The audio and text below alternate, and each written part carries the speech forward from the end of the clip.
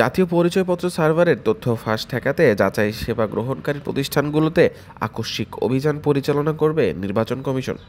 NID যাচাই সেবা গ্রহণকারী প্রতিষ্ঠানগুলোর সঙ্গে দ্বিতীয় ধাপের বৈঠক শেষে এমন তথ্য জানান জাতীয় পরিচয় নিবন্ধন অনুবিভাগের মহাপরিচালক এএসএম হুমায়ুন কবির।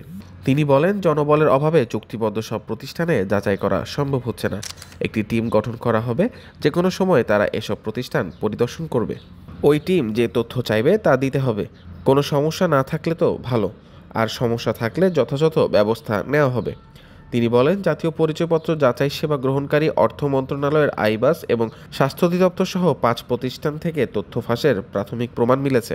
তাদের শোকজ করা হয়েছে। প্রতিষ্ঠানগুলোর শোকজের জবাবের ভিত্তিতে ব্যবস্থা নেওয়া হবে। খতিয়ে দেখা হচ্ছে তথ্য পাচারের ঘটনা ইচ্ছাকৃত কিনা। চুক্তির শর্ত পূরণ করেননি, অতএব চুক্তিতে বাতিল হবে। এখন এর পরবর্তীতে যদি কেউ বলেন যে ঠিক আছে, আমাদের যেটা আবার তারা তো সেবা দিবেন, তারা যদি নতুন করে আমাদের সাথে চুক্তিতে আসতে চান, ওয়েলকাম, কোনো অসুবিধা নেই। তো ইসি সচিব আক্তার আহমেদ এর আগে বলেছেন, 182টি প্রতিষ্ঠান নির্বাচন কমিশনের কাছ থেকে এনআইডি তথ্য যাচাই করে। বেশ কিছু প্রতিষ্ঠান থেকে আবার অন্য প্রতিষ্ঠান সেবা নিচ্ছে, যা চুক্তির শর্ত ভঙ্গ করে। এরার অফ কমিশন দুটো জিনিস আছে। কেউ যদি কমিট করে থেকে থাকেন তথ্য পাচারের ক্ষেত্রে, তাহলে দ্যাট ইজ এ ক্রাইম।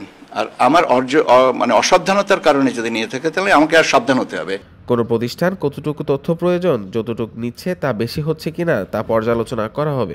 যে প্রতিষ্ঠানগুলো থেকে তথ্য ফাঁসের প্রাথমিক প্রমাণ মিলেছে সেগুলো স্বাস্থ্য অধিদপ্তর, ইউসিবি ব্যাংকের উপায়, চট্টগ্রাম পোর্ট অথরিটি, মহিলা বিষয়ক অধিদপ্তর ও অর্থ মন্ত্রণালয়ের আইবাস।